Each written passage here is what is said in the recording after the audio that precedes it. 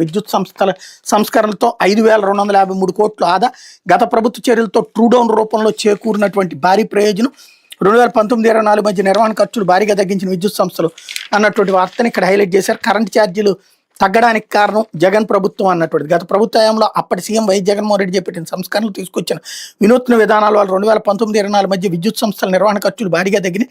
ఫలితంగా ఆంధ్రప్రదేశ్ తూర్పు మధ్య దక్షిణ ప్రాంత విద్యుత్ పంపిణీ సంస్థలు ఆ మిగుల్ని కొంత ప్రజలకు వెనక్కిచ్చి మిగతా తమ ఇతర ఖర్చులు సర్దుబాటు చేసుకుని దానివల్ల రాష్ట్ర ప్రజలపై విద్యుత్ ఛార్జీల భారం చాలా వరకు తప్పింది. ఆంధ్రప్రదేశ్ విద్యుత్ నియంత్రణ మండలి ఏపీఆర్సీ తాజాగా 134 కోట్లను ట్రూడౌన్ చేయడానికి అనుమతి ఇవ్వడంతో జగన్ హయాంలో జరిగిన 5,252 కోట్ల ఖర్చుల పొదుపు అంశం సర్వత్రా చర్చనీయాంశం అవుతుంది.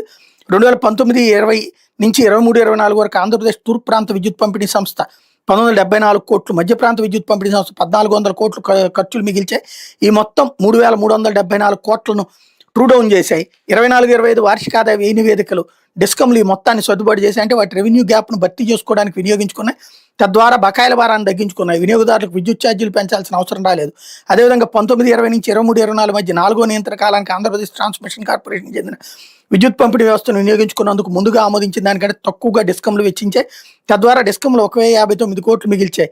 ఇందులో ఏపీ ఈపీడీసీఎల్ 383 కోట్లు, ఏపీ ఎస్పీడీసీఎల్ 428 కోట్లు, ఏపీ సిపిడిసిఏ 247 కోట్లుగా ఉంది. వీటిని కూడా ఏఆర్ఆర్లో సర్దుబాటు చేశారు. దీనికి అదనంగా మరో 818 కోట్లు ఆదా అయినట్టు ఏపీఆర్సీ తాజాగా తేల్చింది. అంటే గత వైఎస్ఆర్సీ ప్రభుత్వం విద్యుత్ పంపిణీ కోసం చేసిన ఖర్చుల్లో 1,878 కోట్లు మిగిలినాయి. ఈ మొత్తాన్ని డిస్కంలు ఏపీ ట్రాన్స్కో తిరిగి ఇస్తోంది.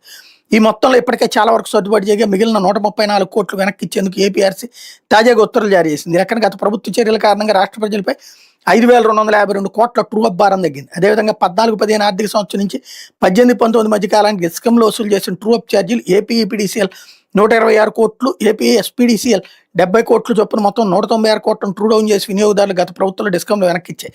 అది కూడా కలిపి గత ప్రభుత్వ చర్యల కారణంగా వినియోగదారులకు ట్రూడౌన్ రూపంలో మొత్తంగా 5,448 కోట్ల ప్రయోజనం చేకూరింది అన్నటువంటి వార్తని హైలైట్ చేశారు.